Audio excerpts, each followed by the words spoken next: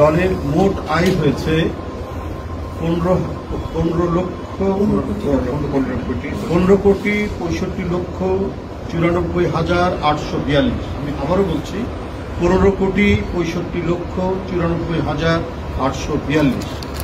আর দলটির ব্যয় হয়েছে 4,80,04,823।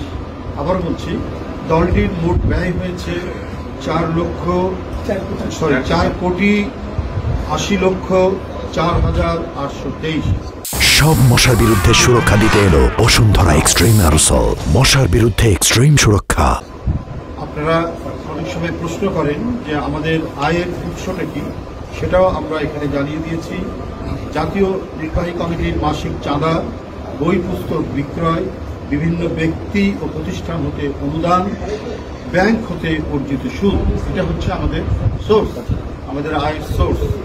আর ব্যয় হচ্ছে আমাদের বিভিন্ন, যেমন ধরুন ব্যক্তিকে আর্থিক অনুদান, বিভিন্ন জেলায় বন্যা কবলিত এলাকায় ত্রাণ বিতরণ, পোস্টাল লিফলেট ছাপানো, বিভিন্ন জনসভা বাবদ, বিভিন্ন আলোচনা সভায় হল ভাড়া ও অন্যান্য খরচ, পত্রিকায় ক্রোড়পত্র ছাপানো, রমজানি ইফতার মাহফিল, অফিসিয়াল বিভিন্ন খরচ বাবদ এখানে হচ্ছে আমাদের যেটা ব্যয় হয়েছে।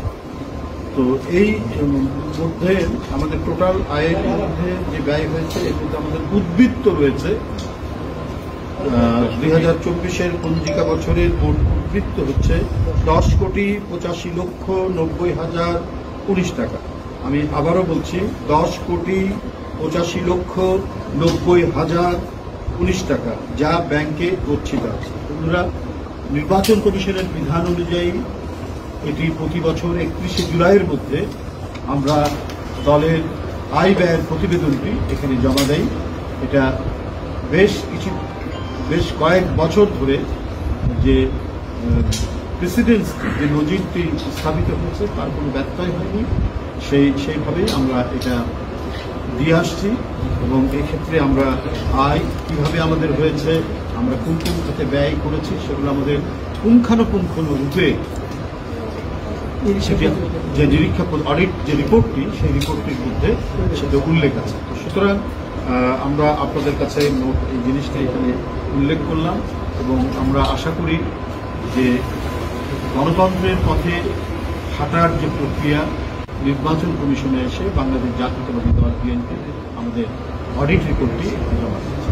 বন্ধুরা, আপনারা জানেন ইতিপূর্বে এই নির্বাচন কমিশন তার যে প্রাতিষ্ঠানিক স্বাধীনতা, সেই স্বাধীনতা হারিয়ে ফেলেছে। প্রতিষ্ঠানটি হয়েছিল নির্বাহী বিভাগ তথা নির্বাহী বিভাগের যিনি প্রধান এবং যে নির্বাহী বিভাগটি একেবারেই অনির্বাচিত এবং অনেকটা গায়ের জোরে ফ্যাসিবাদী ক্ষমতার জোরে ক্ষমতায় ছিলেন, তাদের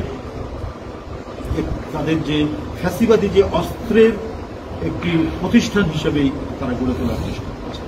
For more updates, follow us on Facebook, subscribe our YouTube channel, get the latest update on www.daily-sun.com.